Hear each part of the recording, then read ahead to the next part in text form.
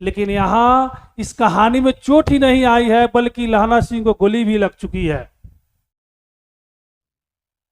साथियों नमस्कार, मैं प्रभु कुमार।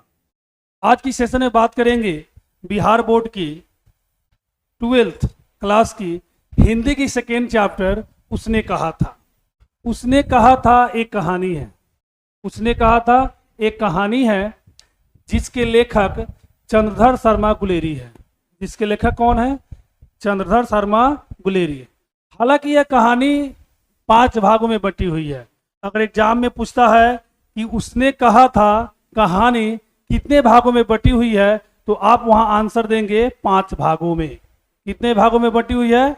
5 भागों में। लेकिन मैं आपको इस कहानी को केवल 2 भाग में ही पढ़ाऊंगा। हालांकि कहानी कितने भागों में बटी है? 5 भागों में, लेकिन मैं आपको समझाऊंगा केवल 2 भाग में। पहला भाग है, यह कहानी जो है पंजाब के अमृतसर नगर के बाजार से शुरू होती है। ये पहला भाग है। और दूसरे भाग जो है बाद में यह कहानी देशभक्ति में बदल जाता है। पहला कहानी एक तरह से आप मान सकते हैं लव स्टोरी है, लेकिन दूसरी कहानी जो है ये देशभक्ति की तरफ टर्न कर जाता है, बदल जाता है। तो चलिए कहानी को समझने से पहले हम लोग सबसे पहले लेखक के बारे में जान लेते हैं। कुछ ऐसे प्रश्न होते हैं एग्जाम में जो लेखक से संबंधित होता है। लेखक का जन्म, लेखक का मृत्यु, लेखक का जन्म स्थान, लेखक ने कितनी कहानी लिखे हुए थे, ये सब चीज एग्जाम में कभी कभी पूछ देता है। तो चलिए सबसे पहले हम लोग चंद्रधर शर्मा गुलेरी जी के बारे में पढ़ते हैं। थोड़ी सी जानकारी ले लेते हैं। इनका जन्म 7 जुलाई 1883 को हुआ था। चंद्रधर शर्मा गुलेरी जी का जन्म कब हुआ था? 7 जुलाई 1883 ईस्वी को। इनकी मृत्यु यानी निधन 12 सितंबर 1922 को। और इनका जो निवास स्थान है जयपुर राजस्थान में। इनका निवास स्थान कहाँ है? जयपुर राजस्थान में। मूल निवास, इनका मूल निवास यानी गांव कहाँ था? गुलेर नामक गांव का नाम क्या था? गुलेर। गांव का नाम गुलेर। यह कहाँ पड़ता है? हिमाचल प्रदेश में। कहाँ पड़ता है? हिमाचल प्रदेश में। पिताजी का नाम, इनके पिताजी का नाम पंडित शिवराम। चंद्रधर शर्मा गुलेरी जी के पिता का नाम पंडित शिवराम था। गुलेरी जी ने केवल 3 ही कहानियां लिखे हुए थे। मात्र केवल 3 कहानी लिखे हुए हैं। कितने कहानी? 3 कहानी। तो ये हुआ चंद्रधर शर्मा गुलेरी जी के बारे में छोटा सा सारांश। तो चलिए अब हम लोग कहानी के सारांश की ओर चलते हैं और देखते हैं इस कहानी में क्या है। यह कहानी 5 भागों में बटी हुई है, लेकिन मैं इस कहानी को केवल 2 भाग में पढ़ाऊंगा। पहला अध्याय जो मार्केट से शुरू होता है, बाजार से शुरू होता है। चलिए कहानी की सारांश की तरफ।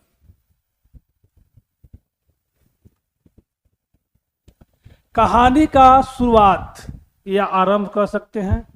कहानी का शुरुआत अमृतसर नगर के चौक बाजार में एक 8 वर्षीय बालिका तथा एक 12 वर्षीय सिख बालक के बीच छोटे से वार्तालाप से होता है।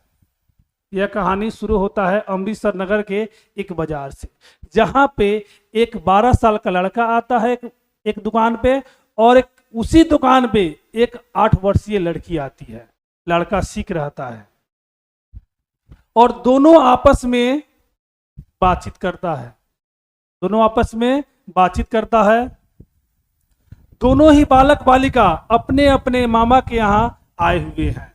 इसको ध्यान से सुनिएगा। अगर एग्जाम में पूछ दे कि लड़का किसके यहाँ आया हुआ था, इसका राइट आंसर क्या होगा? मामा जी के यहाँ। किसके यहाँ आया हुआ था? मामा जी के यहाँ। लड़की भी मामा जी के यहाँ आई हुई थी।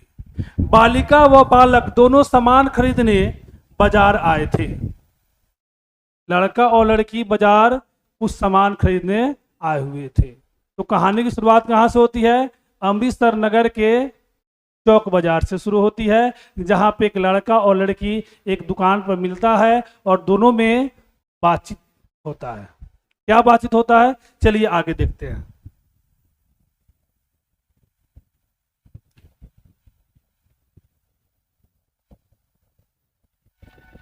बालक मुस्कुराकर बालिका से पूछता है, अभी हमने बताया है कि बातचीत होता है, बातचीत में क्या होता है ये सुनिए। बालक मुस्कुराकर बालिका से पूछता है, क्या तेरी कुड़माई, कुड़माई का अर्थ होता है सगाई, क्या तेरी सगाई हो गई। लड़का पूछता है लड़की से, क्या तेरी सगाई हो गई। इस पर बालिका कुछ आंखें चढ़ाकर धत कहकर दौड़ गई और लड़का मुंह देखता रह गया। जब लड़की से पूछा जाता है क्या तेरी सगाई हो गई, तो लड़की आंखें चढ़ा लेती है और धत कहकर वहां से भाग जाती है और लड़का मुंह देखता रह जाता है। समझ में आई। यह दोनों बालक बालिका दूसरे तीसरे दिन एक दूसरे से कभी किसी दुकान पर कभी कहीं टकरा जाते और वही प्रश्न और वही उत्तर। संयोगवश यह लड़का और लड़की 2-3 दिन लगातार कहीं ना कहीं किसी न किसी बहाने से एक दूसरे के सामने आ जाते और लड़का वही प्रश्न करता। कौन सा प्रश्न, क्या तेरी सगाई हो गई, क्या तेरी कुड़माई हो गई। तो लड़की भी वही आंसर देती धत कहकर और वहां से भाग जाती और लड़का मुंह देखता रह जाता। आई बात समझ में। तो इसलिए मैं इस चैप्टर को केवल 2 भाग में बांटा हुआ है, मैंने बांटा हुआ है। पहला भाग जो बाजार से शुरू होता है और दूसरा भाग जो देशभक्ति में बदल जाता है, जो आगे मैं पात्र परिचय के रूप में दूंगा। कौन कौन ऐसे जो पात्र है, कैरेक्टर है जो इस कहानी में अहम भूमिका निभाता है। तो यहाँ पर दूसरे तीसरे दिन लड़का और लड़की कभी किसी दुकान पर कभी किसी दुकान पर सामने टकरा जाते। लड़का वही सवाल करता, क्या तेरी कुड़माई हो गई, और लड़की वही जवाब देती धत कहकर और वहां से भाग जाती। एक दिन ऐसा हुआ कि बालक ने वही प्रश्न पूछा। एक दिन ऐसा आया कि बालक फिर दोबारा वह प्रश्न पूछा। कौन सा प्रश्न, तेरी कुड़माई हो गई। और बालिका ने उसका उत्तर लड़के की संभावना के विरुद्ध दी और बोली हाँ हो गई। अब लड़की तंग आ गई। अब लड़का बार बार प्रश्न करता था, क्या तेरी कुड़माई हो गई, क्या तेरी कुड़माई हो गई। अब लड़की तंग हो गई, तो सोची पीछा छुड़ाने के लिए कि चलो कह देते हैं कि हाँ हो गई। अब लड़की जवाब दे दे कि हाँ हो गई। इस अप्रत्याशित उत्तर को सुनकर लड़का चौंक पड़ता है और पूछता है कब। अब जैसे ही लड़की बोलती है हाँ मेरी सगाई हो गई, लड़का चौंक जाता है। इसका मतलब क्या हुआ, लड़का जो है उस लड़की से प्रेम करता था। और जैसे ही सुनता है कि हाँ, जैसे ही वह बोले कि हाँ मेरी सगाई हो गई, लड़का चौंक पड़ता है, आश्चर्य होता है और पूछता है कब हुआ। आगे देखिए।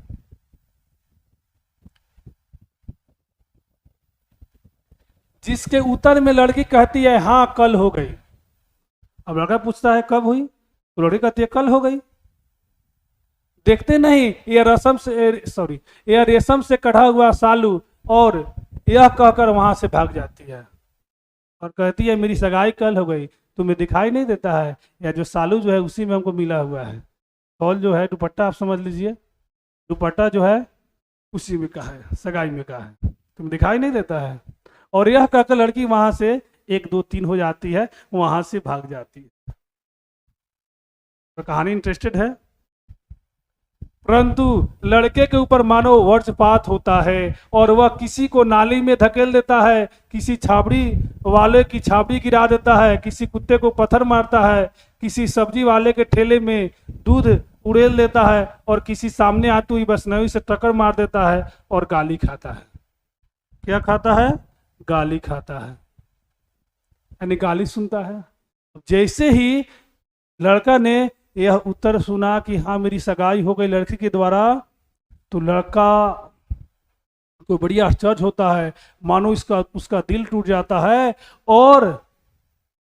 और वह किसी को नाले में धकेल देता है, ऐसे ऐसे चलने लगता है कि मानो वह शराबी हो। किसी कुत्ते को पत्थर मारता है गुस्से से। किसी सब्जी वाले के ठेले पर अपना दूध जो लेने आता है, प्रत्येक दिन दूध लेने आता है, उस दूध को किसी सब्जी वाले पर उड़ेल देता है। किसी वैष्णवी लड़की से उसको टक्कर मार देता है और वह लड़की उसको गाली देती है। कहानी का पहला भाग यही नाटकीय ढंग से समाप्त हो जाता है और यहीं पर पहला भाग समाप्त हो जाता है। तो हमने यहीं तक पहला भाग माना हुआ है। भाग 1 जो ऊपर आपको दिखाई दिया था, लड़का जैसे ही लड़की का उत्तर सुनता है, मानो उसका दिल टूट जाता है और वो घबरा कर ऐसे चलता है, किसी को टक्कर मार देता है, किसी को नाले में ढकेल देता है, नाली में ढकेल देता है, किसी लड़की से टकरा जाता है, लड़की उसके विरुद्ध में गाली देती है। और ये सब पहले भाग में एक घटना घटता है। यहाँ तक आई बात समझ में? तो चलिए दूसरे अध्याय की तरफ चढ़ते हैं, दूसरे भाग में चलते हैं। उसमें थोड़ा हम लोग क्या करते हैं, पात्र परिचय, कैरेक्टर के बारे में समझ लेते हैं, कौन कौन सा कैरेक्टर उसमें आगे चल के काम करता है।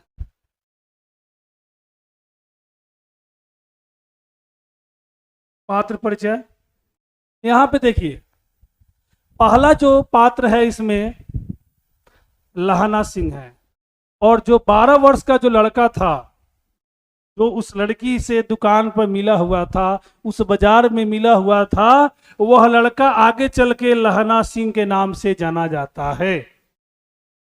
Listen to me. जो लड़का बाजार में, अमृतसर नगर के बाजार में उस लड़की से मिलता है, वह लड़का आगे चल के लहना सिंह के नाम से जाना जाता है। किस नाम से? लहना सिंह के। क्लियर?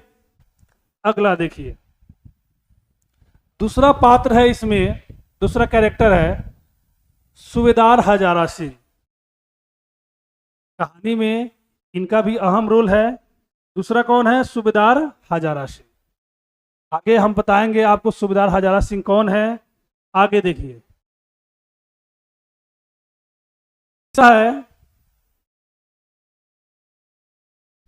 सूबेदारनी, सूबेदार हजारा सिंह की पत्नी है। अभी हमने बताया है ऊपर, हजारा सिंह की पत्नी यहाँ पर कौन है? सूबेदारनी है। और सूबेदारनी कौन होती है? जो लड़की लहना सिंह जो बचपन में मिला हुआ था, जिस लड़की से मिला हुआ था, वह लड़की आगे चल के सूबेदारनी नाम से जानी जाती है। सूबेदार की पत्नी को सूबेदारनी कहा जाता है, सूबेदारनी के नाम से जानी जाती है, जो सूबेदारनी हजारा सिंह की पत्नी होती है। किसकी पत्नी? हजारा सिंह की। यहां तक बात आई समझ में? अगला कैरेक्टर देखिए, अगला है बोधा सिंह। बोधा सिंह कौन है इस कहानी में? बोधा सिंह कौन है? बोधा सिंह सूबेदार का बेटा है। बोधा सिंह कौन है? सूबेदार का बेटा। बोधा सिंह कौन है? सूबेदार का बेटा। अगला है वजीरा सिंह। वजीरा सिंह, इनका भी कहानी में अहम रोल होता है, अहम भूमिका होता है, जो हम लोग कहानी के माध्यम से समझ लेंगे। अब लोग हम कहानी शुरू करते हैं, और यह कहानी 25 साल बाद की है, जब लहना सिंह जवान हो जाता है और वह आर्मी में यानी सेना में भर्ती हो जाता है। उस समय से यह कहानी शुरू होती है, 25 साल बाद से। चलिए शुरुआत करते हैं। अब हमने इस भाग को दूसरा माना हुआ है।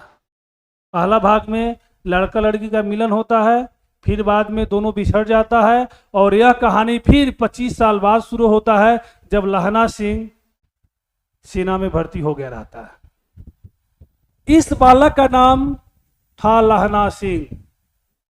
यह बालक किस नाम से जाना जाता है? लहना सिंह के नाम से। और यही बालिका बाद में सूबेदारनी के रूप में हमारे सामने आती है। अभी हमने पात्र परिचय दिया हुआ, उसमें सूबेदारनी की भी चर्चा हमने किया है। इस घटना के 25 वर्ष बाद कहानी का दूसरा भाग शुरू होता है। कहानी का दूसरा भाग कितने वर्ष के बाद शुरू होता है? 25 साल बाद। कहानी का दूसरा भाग कितने साल के बाद शुरू होता है? 25 साल के बाद। लहना सिंह युवा हो गया और जर्मनी के विरुद्ध लड़ाई में लड़ने वाले सैनिकों में भर्ती हो गया। अब लहना सिंह युवा हो गया है और जर्मनी के विरुद्ध, जर्मनी के खिलाफ लड़ाई में लड़ने के लिए वह सैनिक में भर्ती हो गया। यहां तक बात समझ में आई। और अब वो नंबर 77 राइफल्स में जमदार है। वह किस पद पर है? जमदार पद पर है। कौन? लहना सिंह। और एक बात सुनिए, एक और बात सुनिए, यह जो लड़ाई जो लड़ी गई है किसके विरुद्ध? जर्मनी के विरुद्ध। और भारत के सैनिक ने किस देश को सपोर्ट कर रहा था? तो यह यहां पर आंसर होगा इंग्लैंड। इंग्लैंड देश की तरफ से भारत के सैनिक उस समय जर्मनी से लड़ रहा था। अब यहां पे जो है लहना सिंह किस पद पर है? जमदार पद पर है अभी, नंबर 77 राइफल्स में। एक बार वह 7 दिन की छुट्टी लेकर अपनी जमीन के किसी मुकदमे की पैरवी करने घर आया था। उसमें भी छुट्टी मिलता है। तो एक दिन क्या किया? वह 7 दिन की छुट्टी लेकर घर आया। और घर किस मकसद से आया? अपनी जमीन के किसी मुकदमे की पैरवी करने आया हुआ था।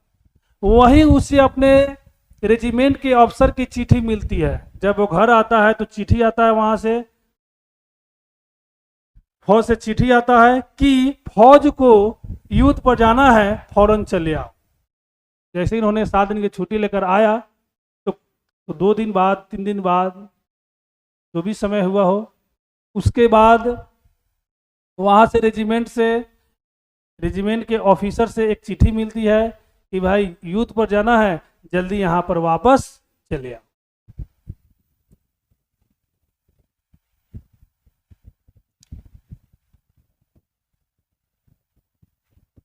आगे दिया हुआ है, इसी के साथ सेना के सूबेदार हजारा सिंह को भी मिलती है कि उसे और उसके बेटे बोधा सिंह दोनों को युद्ध पर जाना है। और देखिए यहाँ पर इन लोगों का भी अहम भूमिका यहाँ से शुरू होता है। किनका? बोधा सिंह का और हजारा सिंह का। इनको भी चिट्ठी मिलती है कि आप दोनों भी आ जाइए, हजारा सिंह भी और बोधा सिंह। तो हजारा सिंह का बेटा कौन था? बोधा सिंह था। अतः साथ ही चलेंगे। और लहना सिंह, बोधा सिंह, हजारा सिंह, ये तीनों ने एक प्लान बनाया कि साथ ही चलना है। सूबेदार का गांव रास्ते में ही पड़ता था। सूबेदार का गांव रास्ते में था। लहना सिंह के रास्ते में ही सूबेदार हजारा सिंह का गांव था। और वह लहना सिंह को चाहता भी बहुत था। लहना सिंह सूबेदार के घर पहुंच गया। लहना सिंह किसे घर पहुंचा? सूबेदार के घर। जब तीनों चलने लगे तब अचानक सूबेदार लहना सिंह को आश्चर्य होता है कि सेना के क्वार्टरों में वह कभी नहीं रहा, पर जब अंदर मिलने जाता है तब सूबेदार ने उसे कुड़माई हो गई वाला वाक्य दोहराकर 25 वर्ष पहले की घटना का स्मरण दिलाती है।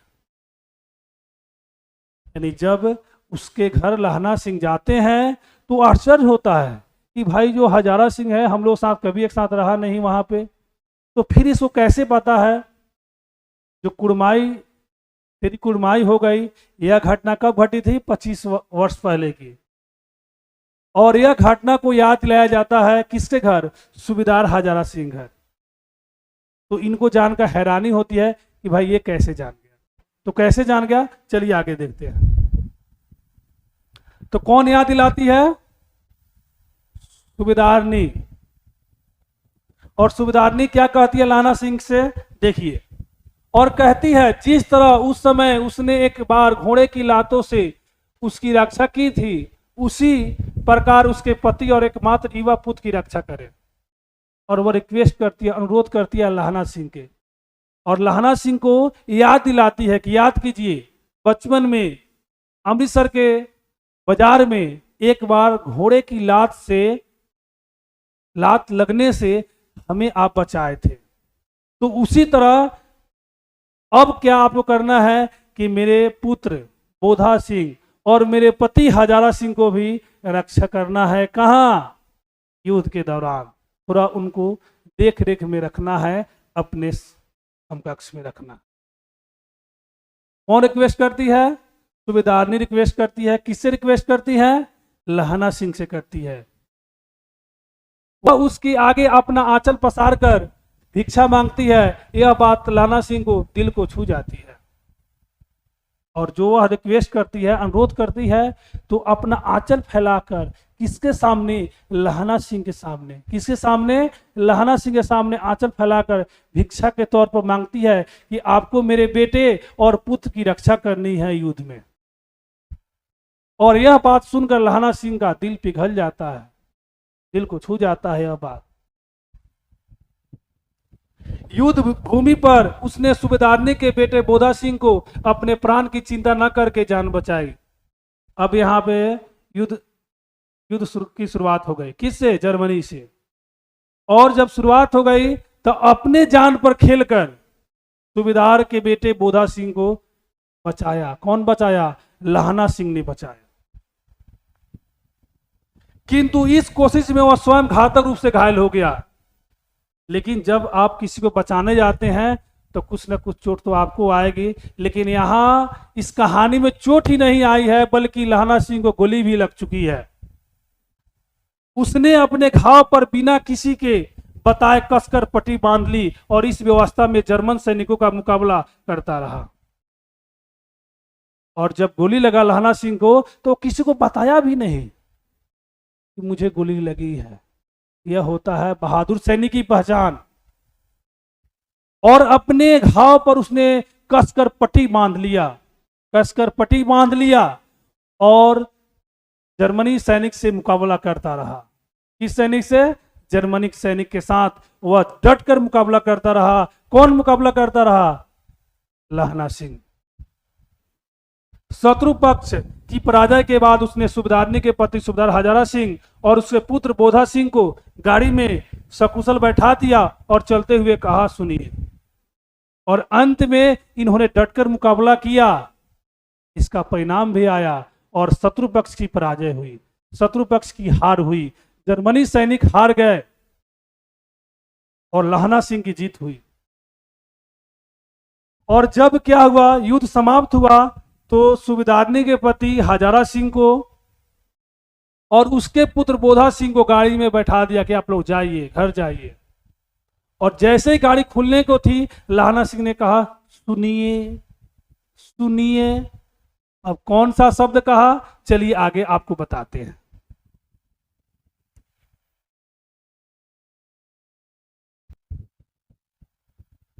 सुनिए तो सूबेदारनी होड़ा चिट्ठी लिखे तो मेरा माथा टेकना, लिख देना, और जब घर जाओ तो कह देना कि मुझसे जो उन्होंने कहा था मैंने कर दिया।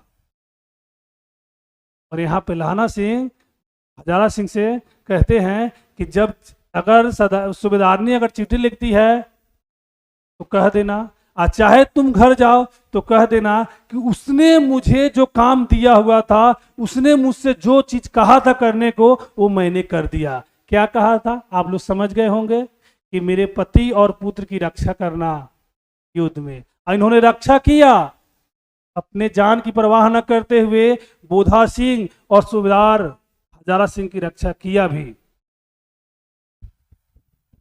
सूबेदार पूछता ही रह गया, उसने क्या कहा था कि गाड़ी चल दे। अब सूबेदार को हुआ कि भाई मेरी पत्नी इससे क्या कहा हुआ था। उसने पूछना शुरू किया, बताइए बताइए मेरी पत्नी आपसे क्या कहा था करने के लिए, यानी क्या कही थी, क्या कही थी करने के लिए। जैसे ही इन्होंने पूछा, जब तक कि गाड़ी खुल गई, वे नहीं पूछ पाए। बाद में उसने वजीरा से पानी मांगा और कमरबंद खोलने को कहा, क्योंकि वह खून से तर था। जब जैसे ही गाड़ी खुल गई तो अपने कमर में जो पट्टी जो बांधा हुआ था, उसने वजीरा सिंह से कहा कि भाई अब खोल दो, क्योंकि जो पट्टी जो है खून से लथपथ हो गया है। एक गोली लगी थी ना, खून से लथपथ हो गया है, तो वजीरा सिंह ने क्या कर दिया, वो पट्टी खोल दिया। और एक प्रश्न आएगा, लाहना सिंह किसके गोदी में सोया हुआ था, अपना माथा किसके गोदी में रखा हुआ था, तो यहाँ पर आंसर होगा वजीरा सिंह के गोदी। आपको मैं अगले सेशन में ऑब्जेक्टिव का सेशन लेके आऊंगा, जिसमें ऑब्जेक्टिव सारे क्लियर होंगे। और उसने कमरबंद खोलने को कहा क्योंकि वह खून से तर था। मृत्यु सन्निकट होने पर यानी निकट होने पर जीवन की सारी घटनाएं चलचित्र के समान घूम गई और अंतिम वाक्य जो उसके मुंह से निकला वह यह था, उसने कहा था। जब मौत सामने आती है तो पूरी घटना यानी पूरी घटनाएं जो आपके जीवन में घटित होती रही है वह सामने दौड़ने लगती है, सामने चलने लगती है।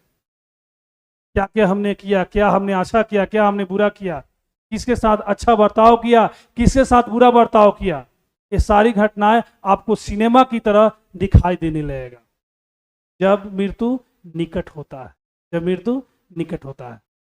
चलिए आगे देखते हैं।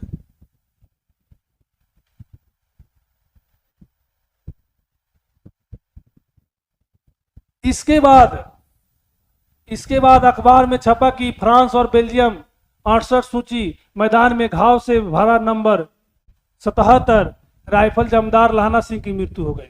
बाद में अखबार में छपा कि भाई जो युद्ध जो हो रहा था उस युद्ध में